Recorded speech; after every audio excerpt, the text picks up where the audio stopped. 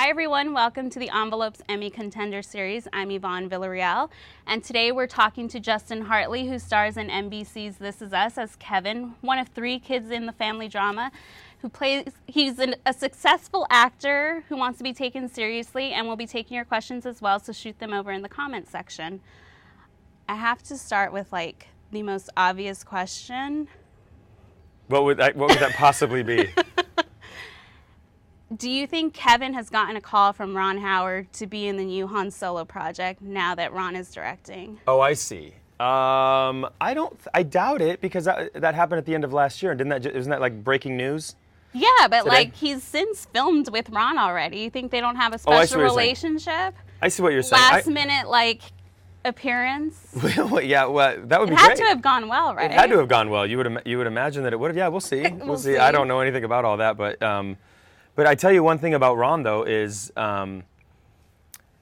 it's interesting because you sort of grow up watching these people that sort of are icons. Yeah. And it seems like with time they get, I don't know whether it's better and better, or whether it's just you get more and more used to them sort of being a fabric of your life. And he's one of those men. Of course. Yeah, and then you get a chance to work with them, and there's this I don't know if it's an expectation or whatever, but then Ron Howard is one of these guys that you literally, he's like the nicest human being on the planet. And he's done everything. He's done everything well. And yet he's just grounded, and he came to the set and his dad was with him, and they were hanging out, and I brought my mom, which was kind of weird. She was in town, so we both had our parents with us, and yeah, he's just fantastic. So hopefully he's not too bogged down with work, and hopefully he can come back and do some more. What did you think when you read that part in the script? Were you like, are they going to get a Ron Howard adjacent, or is it really going to be like Ron Howard? No, I sort of knew it was going to be Ron Howard because I know Dan, and when they wrote Ron Howard, I was like, oh my God, they got Ron Howard. This is going to be fantastic. And I'll tell you a sort of a cute little story. We filmed my half of that, because if you remember, that was a phone call. Yeah. So Kevin wasn't in the room with Ron, he just got a phone call from Ron Howard. And so we filmed my side of that scene in the bedroom like a week prior or something like that during the week. And if I remember correctly, if memory serves, Mr. Howard came in on the weekend, I think. And I was like, so I make the phone call. I can read off camera. It's not a problem. And to be honest with you, I just wanted to be in the room when I heard Ron Howard say how great I was, and I just wanted to hear the words to come out of his mouth. And then they put me in the other room on a phone call, so I was never even in the room with him. Oh no! But I did hear it over the phone. So it felt like he was talking to you directly. Yeah, I tried to make it. I was in my own head. I was like, oh no, that's Ron Howard's voice. He's telling me. So I did a whole. I don't know. It was definitely a highlight for me. Yeah, yeah. Well, so Kevin is this actor on a popular show called The Manny, and he has this sort of realization. He comes to this realization of, I want to be taken seriously. Oh, you guys do straight vodka. Wow, you guys don't mess around. Yeah. Wow. That's like Jedi stuff right there. We don't play around. No, I'm kidding. This is not the Colbert Show, the late night show. But so your character wants to be taken seriously. He goes to New York, wants to try out theater, but people are sort of like, is this guy, can he do it? Sure. And you come from the soap opera world, and did you find that people had these misconceptions about who you were coming from that world? Not until right now. No. No. Yeah, look, here's the thing, and that's a good question, and the thing about it is, I think it depends. Mm-hmm. I think it depends on sort of where one comes from and sort of what their experience is, but I think people sometimes find comfort in putting labels on. Yeah. Yeah, and okay, now I know you, and this is the box that you're in, and I can identify with that, and I can put a label on that. Mm-hmm. So I think that's sort of a little bit of it. But I do know people actors that do sort of dabble in everything that just sort of interests them, and some people think it's eccentric, and some people think it's fantastic, and some people don't understand it, and some people do. But for me, it's always been about sort of one of two things. When you're starting out as an actor, your job is to find work acting. Find work, right? yeah. Otherwise, you're just sort of talking about it, and so you make that leap, and you just sort of you're hanging on to you know, whatever someone will hire you for, you know, that's not obscene, you kind of do, and you just learn as you go. And then later on, when you sort of, when you get sort of an opportunity to do better material, for me, it's always been about like character. And I had an opportunity to play what I think is a fantastic character on The Young and the Restless, and they sort of just gave me the reins and they were like, do your thing. And it's kind of like, it was kind of like an actor's dream at the time. I've been traveling so much, and I have this beautiful daughter at home that I want to see more often, and I thought, well, I can work from home. I can work every day. I can act, and I can sort of dive into this. And that's an intense training, right? I mean, 5 days a week, like coming out with something. It's a lot. I mean, it's a lot of dialogue. It's a lot of homework, and but it's also a labor of love. I mean, I'm sort of that guy that, to be honest with you, I won't put a script down until we shoot it. And then once it's shot, then I'll put it down, and you can no longer work on it, I guess, because it's done. But until you shoot it, you can continue to, you can always learn stuff, I think. You know, either that or I'm a slow learner and it takes me that long. I don't know which one it is, but yeah, I feel like the longer I sit with something, at least that's sort of my process, the more I can sort of start to feel it, you know, the longer I have with it. How long did you sit with the This Is Us pilot script? That was interesting. So I read, here's what happened. My friend calls me, and he's like, hey, do you know Dan Fogelman? And I go, yeah, of course. And he goes, how long have you known him? And I said, a long time. Like, you know, I've been a fan of his work for a long time. And he goes, he was under the impression that we were friends, and I said, no, we're not friends. I know of him. Of him, yeah. Yeah, I don't know him personally. And he goes, because I think I thought he's like wrote something for you, like wrote you in a script. And I'm like, wait, what are you talking about? Send this thing to me. So my agent had also sent me the script, so I have this in my inbox, these two emails. That you will never delete. I will never delete. Okay, good. That are the same script, right? And at that time it was untitled. It was Untitled Dan Fogelman Project. And I read it, and I'm flipping through this thing. I printed it out, I'm flipping through this, and I'm like, this is ridiculously fantastic. And I remember finishing it, and after the twist and everything at the end, I had to kind of open it back up and sort of reread that part, like, just because I wanted to one more time and be like, wait, was it staring, you know, me in the face the whole time? I just didn't see it. And I thought, well, I've got to do everything I can to try to be a part of this fantastic thing. And then I was lucky enough to sort of be at the end of my contract on Young and the Restless, and so I had an opportunity to go in and read for it, and I was lucky enough to sort of get it, and I knew that if we were able to do anything close to make it look like anything close to what Dan had written, if somehow we could get it to translate, I knew it was going to be special, and we, you know. John and Glenn are just like amazing directors. They're fantastic. They've worked with Dan before on Crazy Stupid Love. And they put together this beautiful, I mean, just I think the best pilot I've ever seen. And I remember when I watched it, I was like, holy moly, this is really special. And then, of course, that doesn't always translate into viewers, but we've just had sort of a good thing going. It's all working out, and I'm glad. So I think it's a great show, and it's something the world needs right now. What did your friend feel like reminded him of you in that script? I don't know. You know what? I didn't ask him. I think maybe because I'm afraid to ask. I don't know if it's the good parts or the bad parts, but we're not friends anymore. So I don't know. No, he's a really good friend of mine. I think it's. Was it that longing of what am I doing and I want to be taken seriously, or what do you think it was? No, I mean I don't know if it was that. Here's the thing. That's sort of a tricky question because I would never say that any job I ever took, I never felt that way. Right. The way that Kevin felt in that moment where the walls are. He was like, the walls are closing in, and he's in that headspace where he's suffocated, he's about ready to explode. I never really felt that way. But when I look back on, it's so funny because people are like, you come from this world, you are this, you are, right. And it's the first time I'm hearing what people actually thought of me. I just was sort of living in the moment, having a good time and like hanging out and like, this is a great life. And so in that way, I'm sort of behind Kevin, you know, in that way, because, you know, starting with the series, that's where he was, and he was sort of realizing that, you know, this is the way people are perceiving me. I'm not happy with it. This is not what I'm trying to be. But maybe, I don't know. I mean, I think any job you have, whether you're an actor or, it doesn't matter what you do, I think there are Well, moments. and after you do it for a certain period of time, you feel the itch, I guess. I guess I was talking more about like you feel at certain jobs, like I'm sure not this one, but I'm sure there are other jobs that you've had where you felt like underappreciated, or maybe it is this one. It's live though. I'm not gonna put you on the spot.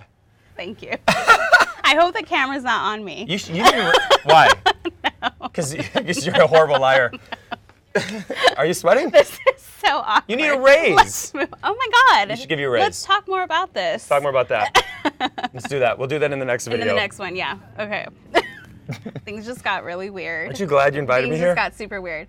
How was it playing an actor? Was that super meta, or did you find that you just approached it the same way you would if it were a doctor or something? I mean, a little bit of both, if that's possible. I find that, or I have found that in playing Kevin's a little different than me in that he's, well, I'll say this. I feel like there's a bit of, there are moments that happen that are like in life, they would be a little like subtle moments that I can kind of go a little bit bigger with Kevin because he is an actor and he's, always talking about how he's an actor and things like that. So I get a kick out of him in that way, and it sort of expresses his like sense of humor in certain moments that maybe in life you wouldn't. And there are certain like folly things about Kevin that aren't even really funny, like ha-ha joke stuff, because I don't think we tell jokes on our show. I think it's all situational. But he's a little bit like Jack Tripper in that there's I don't know if there's like a physical comedy about him that's like a body thing, like Fall Over the Couch, that he was so brilliant with, but I think it's more like in his face. Like in his face, for sure. And it's a lot, right? But I think I can get away with that a little bit because of, what he does for a living, I guess. Did it help you sort of get into him knowing what was drawing him to that occupation? Like him wanting attention as a kid. Acceptance, I think. Acceptance, attention. Like he was always striving for that, trying to get his parents to see him. Did that help you as you sort of saw what the younger Kevin was going through, help you as the older Kevin? Yeah, and in every way and in everything. I don't just think, I think that has to do with the way he approaches relationships, the way he approaches his, personal relationships, and also with his mom, with his brother, with his sister. I mean, it's all, even the relationship with his sister that is seemingly this great relationship. You see him, she falls off the scale, and he's the one that comes there, and he's got the ice cream. He's sitting down, he's talking about where they are and this and that. And then as the story sort of unfolds, you find out that he's like, it's a codependent relationship, and it's not at all healthy. Yeah. But yeah, I mean, I think that's sort of one of the things that he learned about himself that he needed to sort of get away from. And that's the great thing about playing characters like this, playing Kevin in particular, is that the growth, like where we found him and then where he was at the end of the season. And you think, man, I mean, that's profound growth. That's almost a different person. I mean, he's the same heart and sort of the same like lovable guy, but he just has so much, there's so much growth in there in such a short amount of time. And we saw him stumble and get back up, and I think that's the cool thing about him too, is he's got grit. Did you pay attention a lot to, I mean, obviously did, but what sort of went into making sure your story tracked with the younger Kevin's stories, the other kids that play him? Like, was that important in terms of making sure their emotions sync up, like that they all match into the older Kevin? Very much so, but I will tell you, as a testament to the writing, it really is in the script. I mean, I don't know, you literally will read these scripts like episode after episode after episode, and from the beginning to the end, they are so tight, so intact, and so descriptive, and just these wonderful stories that are told in such a way that you really can't, at least I found, they're kind of hard to misinterpret. So I have the benefit, which the younger actors that play the younger Kate and Kevin and Randall don't have. We have the benefit of having the backstory written for us, right? So it's interesting. I don't know how it would be to play a younger version, and when you're reading the script, see where you end up. So you see the result of sort of what you're playing now. because I have the benefit, like it's all backstory Right. for me. It's just it's a What did wonderful thing you? to have. What was it like seeing how the relationship between Kevin and Randall was unfolding, like the dynamic there? Because like when we see them as older, Kevin and Randall Yeah, it's fighting at times Yeah. in Times Square, Yeah. how volatile it can get, but Mm-hmm. seeing that relationship unfold. I mean, that's an interesting thing, isn't it? You have these two guys these two kids, same age, same parents, ends up being different schools, but same home, and they're completely different. And then and they grew apart, emotionally and geographically too. I mean, they're living on opposite ends of the country. So it's an interesting thing that happens when, like, Kevin has this meltdown and he's got this longing to sort of like reconnect with his brother. There's just this switch in his head, and so he goes and he does that in the best way he knows how, which is he like unannounced, like moves in, Yeah. and of course Randall's like, what's it, and everyone's like, come on, it's fine, it's gonna be great. But I love how they also are like, when are you leaving? What do you mean? Yeah, no, I know. I feel like I don't even know if I could say that to my brother. Like, but I love that. What if your brother was Kevin? Right? That's true. It's like, dude. When are you leaving? Yeah. Well, that's the thing. It was like, can I hang out here for a couple of nights? Can I crash here? What was it? Can I crash here for a while or whatever he said? Whatever. Yeah. And it was like this thing that sort of was seemingly 3 days, maybe 4. I'm thinking maybe a week at the most. And it's like this open-ended. Forever. No, he's like, he literally lives there now, right? And he just gets in the way all the time. But Heart of Gold. How was it filming that scene? That was where great. You guys... Look, I mean, and I think like he and I approached it in a way that is like, I don't, and I think there's something really special about. They're at a breaking point, and there's this thing that happens with an adult when they're kind of out of control and they revert back to their child sort of tantrum. But there's also this little switch in their heads where they're not going to punch each other in the face. They're not trying to kill each other. Yeah. It's just everything you can do without hurting the other person. So it's like sort of heartbreaking and kind of funny at the same time because neither one of them really know how to fight. And I don't know. I mean, I think it was something that needed to happen. And what I liked was how the story was told after that fight, where they were sort of sitting in the car. And here are these two guys that, like, I mean, is there anything more to say? We're at rock bottom relationship-wise, but, And Randall just says, that's the first time in 36 years you've ever called me brother. Brother, yeah. And I think that's the first time Kevin had ever even considered that. And I think the line was, well, that can't be. And he said, or something like that. And he said, oh no, he said, well, that's horrible. I think in Kevin's mind, his brother was just his brother, and it was like this thing they had. And I think Randall had like a deeper, sort of, I think he was more hurt by it growing up, and sort of what Kevin's experiencing now, which is this sort of pain and this longing to have his brother in his life. I don't think he had it growing up. I think he was just sort of in the way, and he always got, he always was a little bit better at everything, and if he wasn't around, he would have been the star. He even says that to him. And now that he's older, I think he's realizing the value of having somebody like that in your life, I mean, he even leaves his opening night to go be with his brother. And that's the great thing about Dan's writing and this storytelling is that you look at something like that, and if someone told you that story, you'd be like, you can't leave. I mean, it's your opening night. You can't leave. What are you going to do? Just like leave the place? The place is packed. Right. And then when you watch it and you see what's at stake, you realize there is no other thing. He had to go. You have to leave. It's just brilliant storytelling.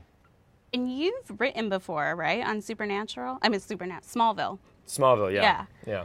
How do you find that when you're reading the scripts, do you look at it in that way? Like, I don't know if it's something you want to do again, or you're always doing. I'm always doing it. I'm not. It's an interesting thing because you write these things and you're like, oh, this is really good, and then you read a This Is Us script and you're like, why do I write anything? I'm never writing again. I'm gonna break my fingers and like never pick up a pen again. But I'm not even writing my name anymore. Stop. Yeah, no, I mean, I don't know. It's probably different for everybody. I think everybody has sort of their different process, I would imagine. But I can speak for myself. I can tell you that that's absolutely something you try to do, or I did, and I try to do it in acting as well and directing as well, is you try to hear the character's voice, and sometimes you get it, and sometimes you don't.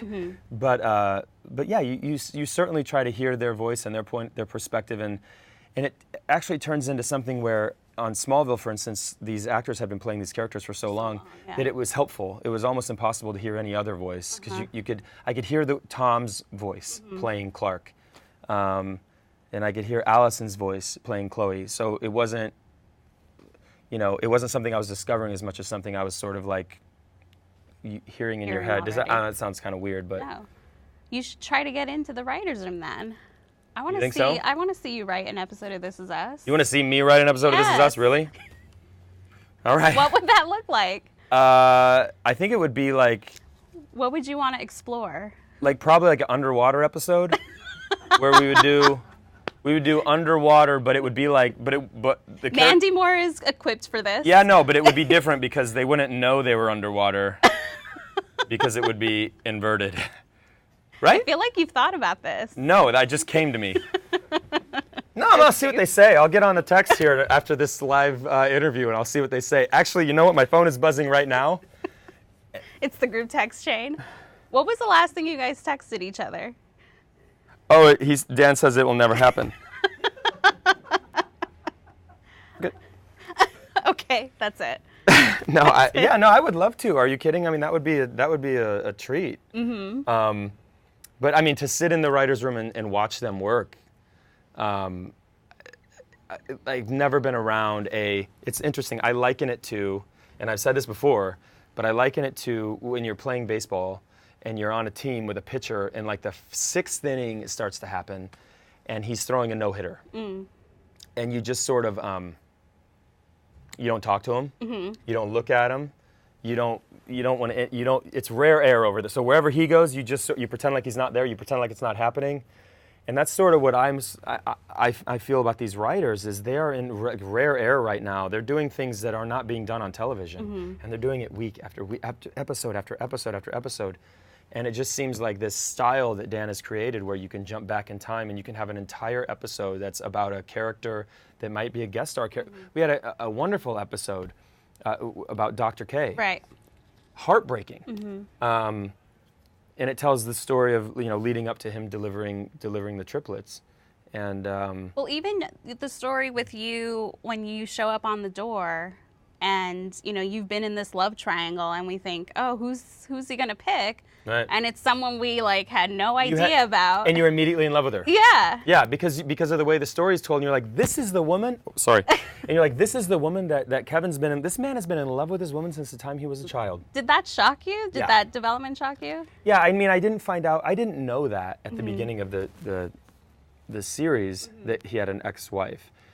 I saw how he was acting in life and what he was sort of doing, and like trying to fill this, whatever void it was, he was trying to fill it with these things that are so superficial, and like go buy another car. Right. Fine. Right. Go buy, like, I don't know, have a big birthday party with 150 people that you've never met. It's great.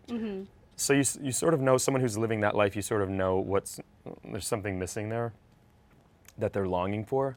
But I didn't know what it was, and then when I found out that he had an ex-wife, I thought, wow, that makes him, adds so much depth to this guy. And then when I found out the story about who it was, how great is it that Kevin has been in love with the same woman since he was a child? And I love that we get like a flashback of that. Yeah. At the birthday, was it a birthday party? Yeah. Love that. Yeah, just great.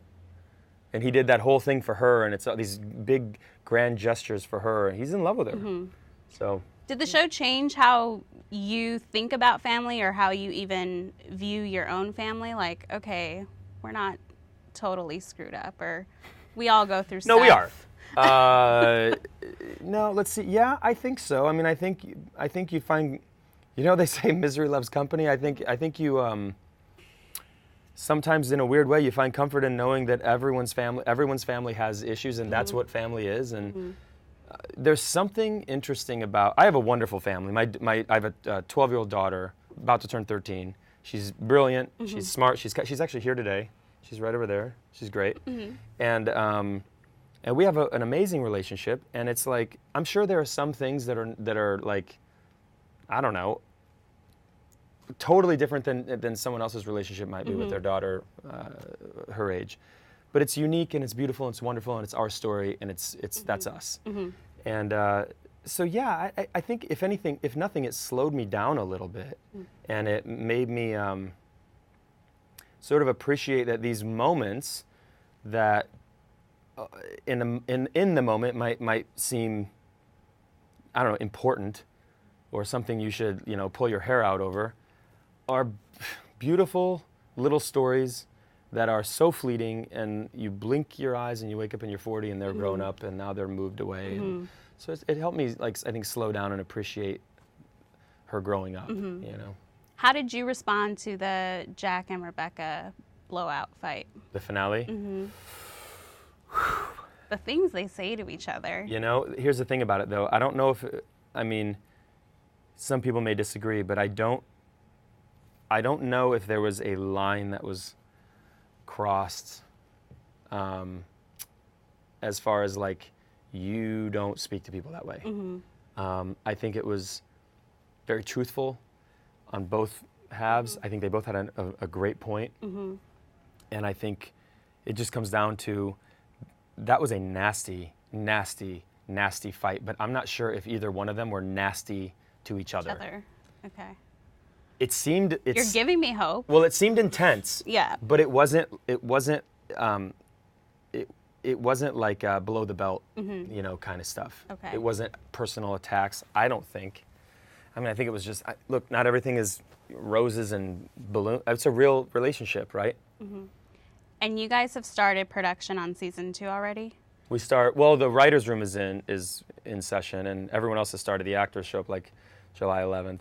So no first script yet? I'm sure I haven't seen it. Okay. I haven't seen it. I was gonna have say, a meeting coming up. I'll probably see it then. I was going to say, are there passwords now that have to be entered to see the scripts? But I guess we don't know There yet. should be. Yeah. Well, here's the thing, though. I mean, is it like, what is that for? Is it just because so many people are interested in seeing it, right? And you need to have, yeah, probably. I mean, I think they, you know. This Jack's death, it's yeah, that's become a big one, a whole thing. It has become you know, someone asked me once, like, do you think that's become too big of a storyline for the show? And I smile when I hear that, when I hear someone ask that question, because I love Milo. Like, he's one of my favorite people. And have you ever met him? Yes. He's fantastic. He is. Fantastic. And so when I hear people say that, I'm like, it's a testament to his acting. Yeah. He's playing a character, and people are so invested in the way he's playing it and that character that they know he's gone. They want to know how it happened, if someone's responsible. You know, I mean, there's this whole thing. He's that believable and that good and that talented. So. Does he ever, like, pump you up before a scene? Like, he has, like, this way of, like, giving everyone confidence, I feel. Well, I don't get to work with him. That's true. Yeah, I don't get to work with him.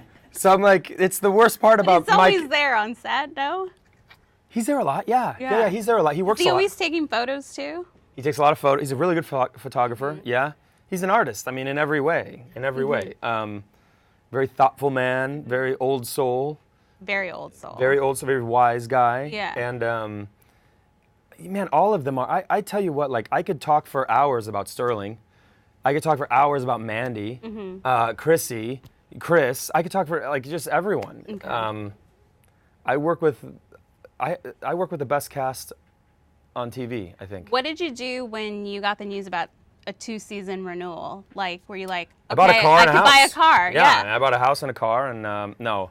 You know what I did? The first thing, I was so excited because these are rare opportunities where you get to play a character that's so layered and rich and complex, and the stories are so great, and the show is so amazing, and the people that you work with are so fantastic. And so to get that news, the first thing I thought was, this is so great. I get to hang out with these people for a couple more years if they'll have me. And also our writers now I feel like they can put more into the stories and go a little deeper if possible, because they know they have some time there, you know? They can invest in these stories a little bit longer because they know they have the time to do that. I also have to say, the amount of support you get from the Young and the Restless fans is astounding. Aren't they great? and they all want you to come back Yeah. in some fashion. Yeah. Evil twin or Well, I something. don't know about all. Some of them are probably happy that I left. Like, thank God.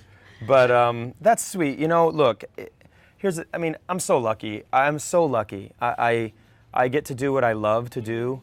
It's a labor of love. I put everything I have into it. It's a passion of mine, and I enjoy every minute of it. And if you can reach one person, it's a wonderful feeling. And to have so many people remember what you did and what you back, and I don't know, that's a really good feeling to be liked and wanted. It truly is. I mean, I'm a very lucky, very, very lucky I feel person. like you could drop by as, I don't know, what would you drop by as? On Young and the Restless. Adam. What do you mean? What would I drop by as anything else? What form? Like, what are you going to do? What do you mean, what form? I'm not that talented. It would be this form. What do you want me to look like? But what would be the reason? I know what you mean. It could be, yeah. I mean, it could be a flashback, a newly created flashback. They have so many. Those writers are in there, like, I mean, they're producing stuff at such a. I don't know how they do it. I don't either. They're producing it at such a rapid rate, and there's a volume. The actors, everybody over there is just. I mean, I don't know what they would do if you gave them a week or two with one script. I don't know. I mean, that would be amazing. It'd be amazing. Well, maybe they're watching and they can take note of this. We're going to do we have some questions. Ashley on Facebook asked, if you had a theme song to describe your character, what would it be and why? Ashley, that's a really good question. If I had a theme song to describe my character, what would it be and why? It would be... I mean, I don't know. Off the top of my head, like that "Hit Me with Your Best Shot" song, maybe, because I feel like he stumbles and falls and he keeps getting up, and then he gets hit again, a lot of times it's self-induced, but he keeps getting up and dusting himself off and moving forward. So maybe that one. I like it. Yeah, right. We'll go with that. Okay, good. If you like it, I like it. I sort of wish This Is Us had a theme song. Yeah, I think we have several theme songs, kind of, don't we? Like mostly music, like no words. Oh, you wish we had like got it. Yeah. Rachel on Twitter asked, when auditioning for a role, what do you look for in a character? I guess that would change each time, but I don't know. What do I look for in a character when I'm auditioning for a role? Well, one of the things you hope for is, this obviously is a dream job for me. It's a wonderful character because of the, all of the things that I get to play, this progression of this guy and the growth of this guy, and all the different relationships that he has, how complex all of the relationships are. I just try to find compelling parts about the character that I'm playing, and something to root for, and that usually sort of takes care of it. Okay, we'll start the lightning round. Get ready. There's a lightning round. And we're live. Don't forget. Okay, let me just finish this vodka. I'm kidding. Everyone's gonna think it's vodka now. What was the last show you binge watched? Oh, I just watched. I have two. I just watched 5 episodes of House of Cards, and I still have like a season to catch up with. And I just watched 4 or 5 episodes of Westworld. The first 4 or 5 episodes of Westworld. Yeah. It's an interesting dynamic. It was a treat. I had like a long plane ride, and I was like, "What am I going to do?" And I saw that, and I was like, "Well, this is great. That'll take care of half the plane ride." And it was great. If you could go back and be on any classic show, what would it be? Man, that changes from day to day. Cheers, maybe. That's a good one. Or Coach. Oh my God, I love Coach. I'm mad it never came back. Coach, Craig T. Nelson. What a great show that was. Yes. What genre would you like to try? Gosh. Can it be a repeat? Like if I've already tried it? Try next? Can that be the question? Yeah. Comedy. Comedy. Yeah. What was your first acting job, and what did you learn that you are still using now? My first acting job. Paid or? Whichever. My first acting job, and I've nothing. I've nothing that I use now. But my first acting job, and I thought I got the starring role because it was Frosty the Snowman. It was a play in grade school, and I was like, I got the starring role. I'm Frosty the Snowman. And now that I look back on it, I've realized I was the only character that didn't talk. I just stood there like a lump while they put like a pipe in my mouth and a hat on me and like a whatever, the carrot in my nose. What was your bodysuit? Like, did you have a bodysuit? Yeah, but I was shaped like a straw. I had I was a stick, and then they put like a white, I don't know, like snowball thing on me. And I just skipped around, and then I left the stage, and I was like, I'm the star. And it's like, you're not the star, dude. You're the one that doesn't talk. How old were you? 34? 34, 35? 34, 35? Are there photos? No, I don't know. I was probably like 7, 6, 5, something like that. And you must have been so excited, though. I was excited. I was like this big. It was great. Yeah. Based off your dog's personality, you like where this is going. I do. What TV character do they resemble most? Oh, gosh.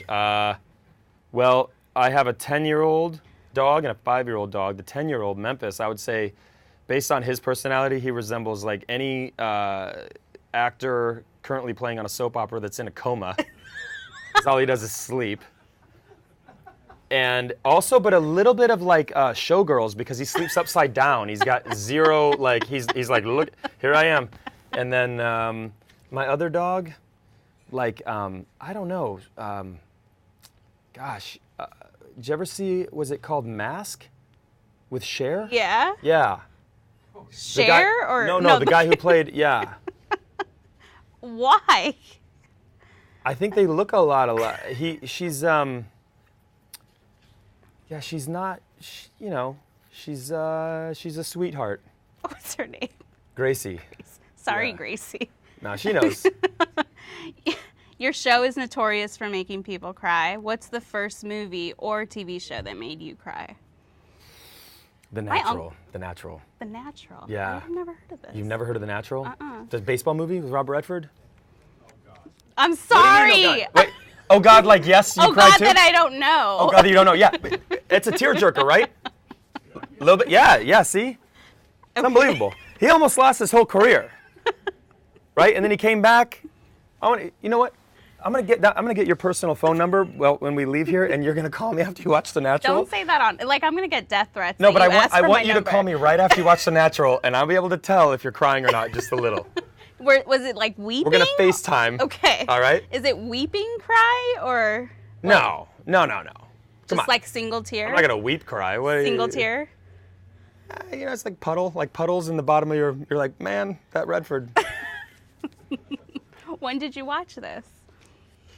Remember your age? I was like 34, 35. A lot. It was a busy year. That was a hard year for you. It was it was a while ago. You said the first one though, not the last one, right? Gosh, right when it came out, was I 10 or I don't know how long it's been. Okay. I don't think I watched it when it first came out, so maybe I was a little older than 10. Okay. Whenever it was age appropriate, my parents were like, I guess you can watch it. I'm like, Well, maybe I'll see if it's on Netflix or something. Do I'm you sure think it is. It will be? Probably. It's Okay. worth purchasing. Okay. Absolutely. I'll search Amazon. I'll buy it for you. Okay. It's that good. I stand behind that movie. Okay. Good to know. Well, Justin, thanks so much for dropping by. It's Thank been you a for having pleasure. Lots of laughs. And for everyone tuning in, if you want to check out more of our Emmy Contender chats, head over to latimes.com. Thanks.